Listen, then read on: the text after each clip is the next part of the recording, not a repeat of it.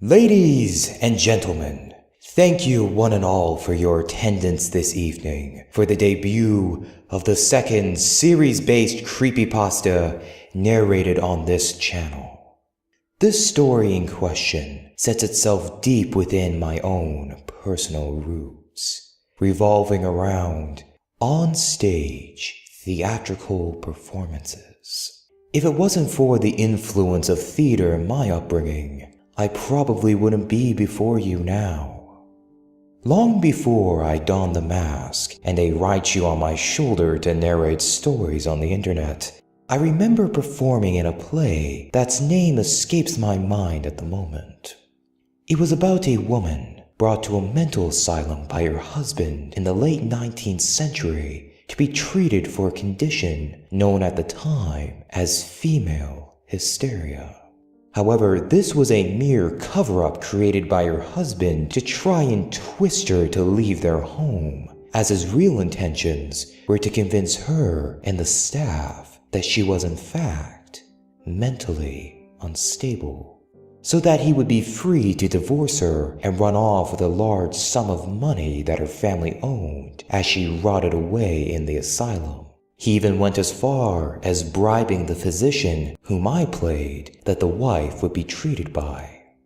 She knows she is mentally well, yet day after day she is treated and told by the staff that she was in fact a lunatic.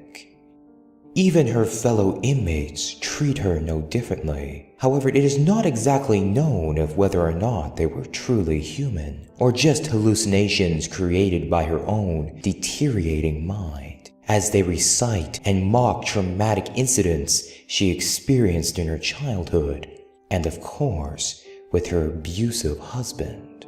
By the end of the play, she comes to accept that living a life as a lunatic inside of an asylum offers her more of life's bounties and happiness rather than being a typical household wife slave in the time period, subservient to her self-indulgent husband. The play ends with her being strapped to a chair and blindfolded as she laughs hysterically, surrounded by her fellow inmates or hallucinations that she now deems as her true friends, as she chants in between her giggles, "Insane, insane, insane," as the lights dim to darkness. Truly morbid stuff. But what I remember the most clearly was when our director told us that no creation comes from nothing.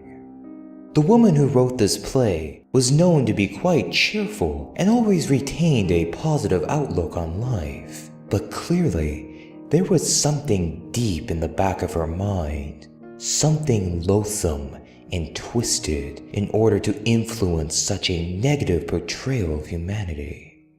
Applying the same logic to this play in our story tonight, where does a creator's mindset have to be to produce something that glorifies rape, abuse of fellow humans, and most disgustingly, the promotion of the exploitation of the sexual integrity of children?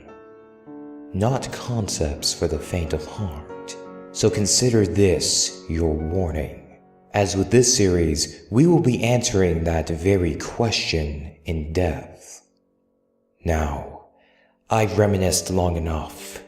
It's time to begin. Like with every reading before, I encourage you to sit back and relax. Your mind is an open canvas. My words in the story are the lines, and the music is the paint. What image will your mind create as we delve into the tale of the Puppet Master's regime?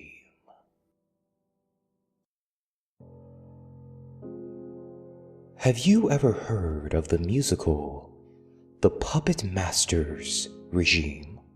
Most likely you haven't, In fact, most die-hard theater lovers are often unfamiliar with this little production.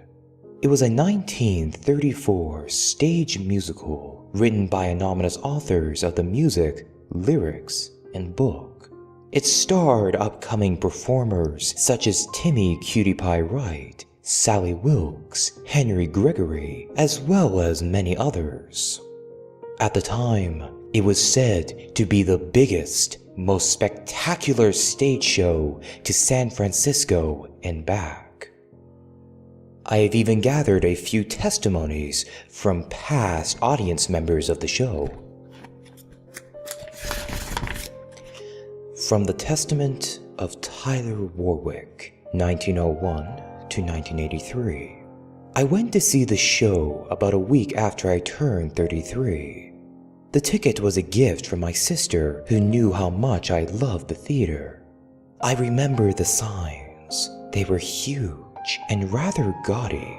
Oh, and the playbill. It was just a single red dot with a doll-like face on it. It seemed a bit melancholy for what I assumed was to be a musical comedy, but I didn't pay much attention. I was going to see a Broadway show. From the Testament of Georgina Long, 1911 to 1984. The cast was made completely of new people, young children and adults alike who were longing to get back on stage after vaudeville became old news. It was quite charming, really. But I did take a bit of notice to that odd little playbill. All the playwrights, lyricists, and everyone were all unnamed. And that design, it was a little red dot with a peculiar little face in it. Not even a title, just that little red dot. I had come to New York with my parents on an impromptu vacation after my grandmother had died. A Broadway musical seemed just like what we needed. From the Testament of Carl Hannigan, 1920 to 1993.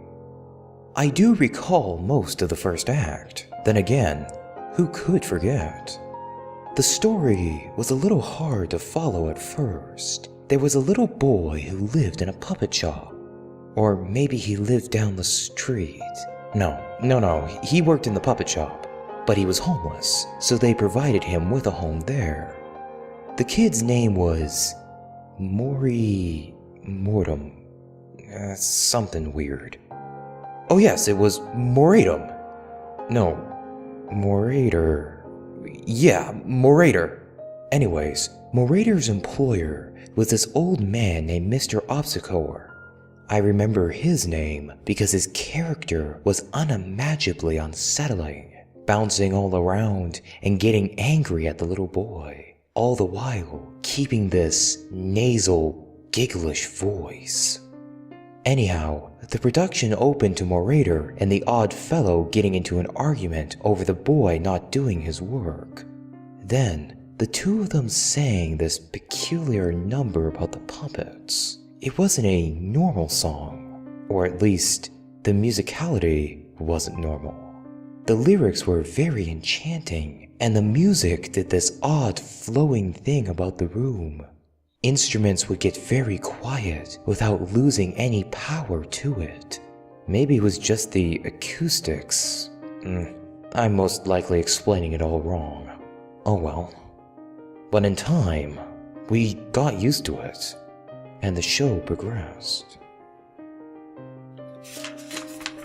From the Testament of Gabriel Johnston, 1919 to 1976.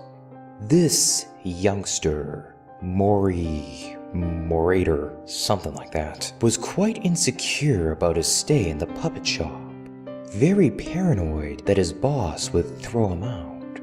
I was an aspiring lyricist at the time, and I'd done the lyrics to a few original community theater projects, so I was fascinated with the wording in these songs. I scribbled down a few lyrics after I'd went home. Unless I'm remembering wrong, the little puppet shop boy and Mr. Obi something had an introductory duet, and the narrator went off and had a short lament in a different, much more somber tune. How I heard the lyrics goes as follows. If I stay and do everything right, I can live in the day and steer clear of the night. Out there in the night, in the dark, there's a world of wise. I can hear them whisper, and sometimes I can see their eyes. The eyes comment confused me for a moment, but then I assumed that he was meaning the stars. It seemed as though the number was unnecessarily tragic and poorly situated within the show, but it was a minor quibble. Now, Marauder had a girlfriend named Trahunt and a boyfriend named Autobit. After interrupting the final note in his lament, they all gushed about how much they loved puppets, but they couldn't afford one for Moriader's guardian shop. And so, they transitioned into this vibrant little song about joining forces to raise money so they could afford to build their own puppet. After this, the three all headed for school, and the story took a sharp turn in a different direction. Now, they had this really nasty teacher or headmistress named Madame Rapirio, or something like that. They had a reprise of the song from before, and she overheard them, and at first, her remarks about the children's fantasies were somewhat comical. But then, the light fixed on her, and she sang this heart-breaking little song. What the song was about was up for interpretation. It was somewhat about love, but it had all these strange puppet metaphors. The only lyric that stayed with me is, stroll through the wood cracks, show them your pains, the hole in your throat and the strings in your veins. Then she went on this little breakdown. I assumed it was a poorly conceived character trait. She started singing off key and went to beat one of the kids. The curtain fell and there was a scuffle heard on stage. People whispered to each other, but a rising new orchestra piece silenced us. The curtain rose again and we were right outside the puppet shop. From the Testament of Louis Roberts, 1905 to 1967. Marauder and his friends went into the town and sang a song about selling dolls. Well, I think it was. Because the little girl made dolls in her spare time and she had to sell them. I remember those strange background characters. The company was absolutely monotonous. They all wore the same form of dark clothing, and each of them were very, very tall.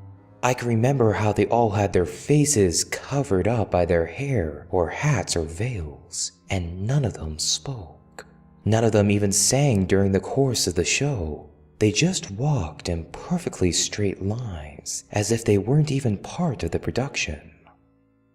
Anyways, this strange song about buying dolls, it had absolutely no life. But for some reason, these children were putting their all into it. I could see the pain in their faces as they hit those high notes, and something else. As the lyrics went on, they seemed to get it's so hard to explain. They all looked like they were hurting a little. They looked so pale and nervous all of a sudden. Coming from a stage family, I convinced myself it was only stage fright, but it still made me just a tiny bit anxious. From the Testament of Carrie Laurie, 1921 to 1995. The kids all got their money from this strange man in a cloak who sang a simple little tune. I still remember the lyrics. Despite the fall of rain, little kitties, everyone needs a little song. Wooden dolls give you pain, little kitties. Go on, little kitties, run along. His character was never really explained, but I remember how truly gripping the melody was. So haunting. It got you right there in the gut. Even the little kid actors seemed to be a bit unsettled by the new turn of the show. They all kept stuttering over their lines as they spoke and sang, and then a light bulb over the stage went out. Everyone kind of gasped, and one man, I think, even laughed. The noise it made really spooked the little girl, Little Miss What's-Her-Name. All the names were so very strange. All I know is that the light bulb had gone out, and the actors were stumbling across the stage, and the whole thing looked like a terrible flop. When the children re-entered the puppet shop, they presented Mr. Obscure with the puppet pieces they'd acquired when the audience wasn't looking, singing a braggedy sort of chant. It was obnoxious, but thankfully brief. After that, the light fixed on Marauder, and he began another tune. The song was a dud, and all I remember was that he flubbed the last line. The lyric had something to do with the final stroke of light, or some sort of long-winded moon-based metaphor. All I know is that he forgot the words, and all that could be heard in that theater was the sounds of car horns outside the building. The boy, he didn't seem shocked or embarrassed or nothing, but his posture improved out of the blue and the orchestra stopped. He projected half the word, "sorry," then suddenly he burst forth in wordless vocalization. The music resumed, and the other characters began to join him. From the Testament of Marcus Edgar, 1918 to 1968. So after that bulb went out, the whole set started falling apart. We, the audience, tried our best to ignore it, but it was near impossible. I saw two sets of very angry attendees get up and leave. The set piece for the puppet shop screeched its way onto the stage, and we could see in the far back the paper sky background falling down. The lights went dim in what we assumed was an attempt to hide the malfunctioning set pieces. The kids, with the help of an oddly monotonous Mr. Obscure, constructed the puppet, and this strange song played. To this day, I don't know what they were saying. It sounded vaguely like Latin, but I went on to study Latin in college the next year and found that guess to come out flat. I remember how it enchanted me, though. It enchanted all of us. We all began to feel this thing course through us. I remember a few people around us who were humming in an attempt to rid themselves of the sound, and I could hear people in the front rows crying out in what sounded like pain. The actors themselves sounded as though they were about to pass out at any moment. They were doing this odd sort of ballet, and they were all tripping all over themselves, and a few more lights started flashing and breaking. We all sat and waited for the song to end when I'm sorry. I'm so sorry. I can't do this. From the Testament of Carolyn Mark, 1901 to 1949. The lighting was completely out of control. It was a mess, and that song, it was awful, but something about it, it was powerful. It had a force. I watched intently as the dancers began to skip around, and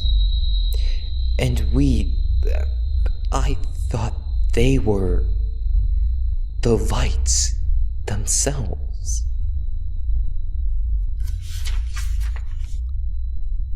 The actual events of the final scene of Act 1 of the Puppet Master's regime has been up for debate for many years. Not many people are willing to speak out about what happened on stage during those final moments.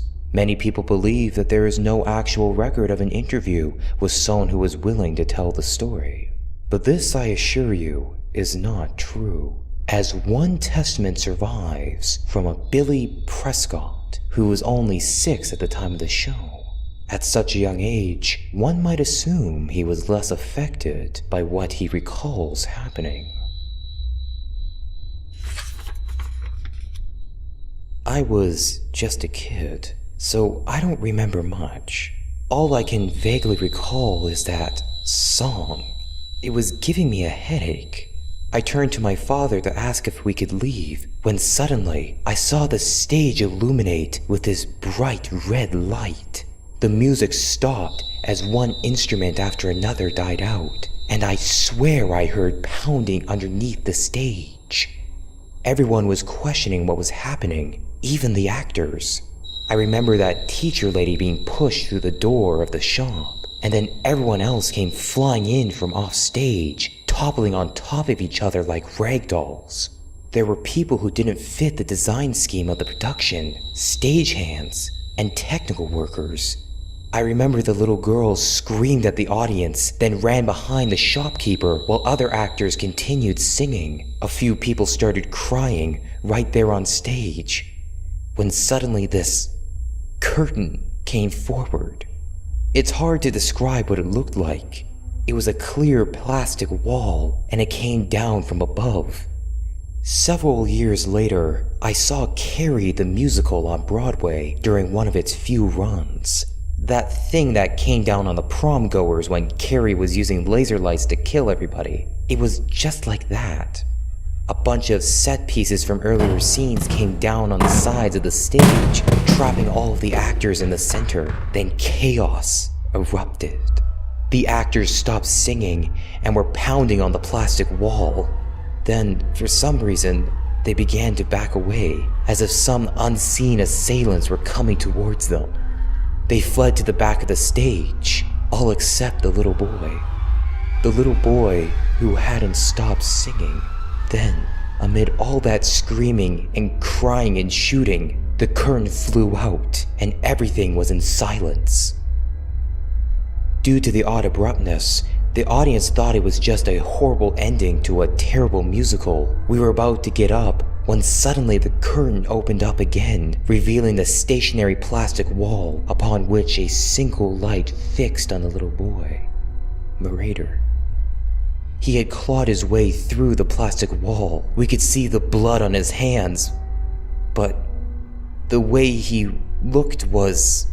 there was strings attached to every part of his body. We could all see his stomach, or lack thereof. It was like somebody had put a huge ice cream scooper in his belly.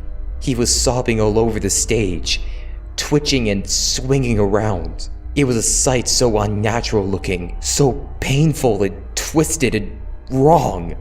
Even now, I can't seem to wrap my head around how. And so everyone just looked at him, not knowing what to do. And then he spoke.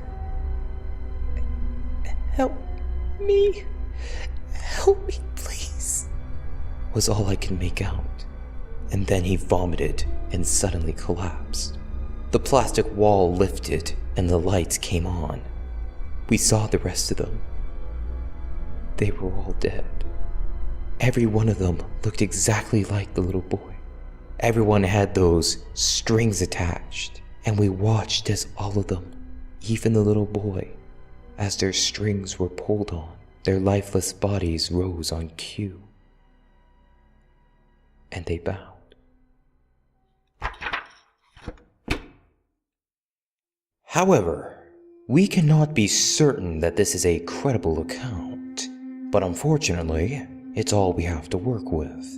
The Puppet Master's regime sparked horrible debate among the theater companies. Several audience members had to be treated to special therapy for years to come, and the show itself was covered up by the police.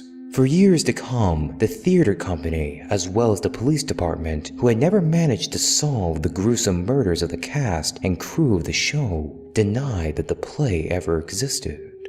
However, in recent years, the story has resurfaced, sparking much new debate on the subject.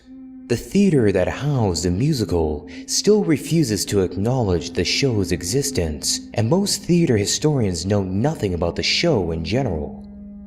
To this day, the identities of the anonymous lyric and music writers are unknown, and to our knowledge, all recordings of the songs and police reports have been destroyed. However, through certain pieces of historical documentation, we can gather a bit of information on the production. The show itself had its first workshop in London of 1928. One of the songs, Get a Puppet, was recorded with vocals by 12-year-old Garris Creeley. However, this recording has been lost, but is supposedly available on the black market of the internet. Other than that, no official recordings were ever made. Some ancient accounts say that an illegal audio taping of the final scene of Act 1 was recorded from backstage, but we cannot be certain that this is anything but a rumor. As for any official memorabilia, very little of anything has survived. Until her death in 1994, theatrical historian Gladys Masters kept 2 large-scale posters which she displayed at charity events, but these have long since disappeared.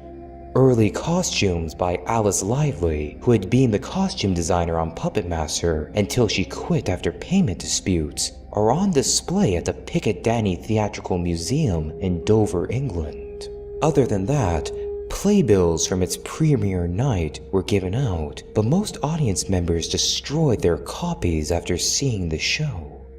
Legend has it, around 10 to 20 survive. On another note, over the years, the show has grown a small cult fan base, and here recently, an off-Broadway revival has been scheduled to premiere soon. The Puppet Master's Regime.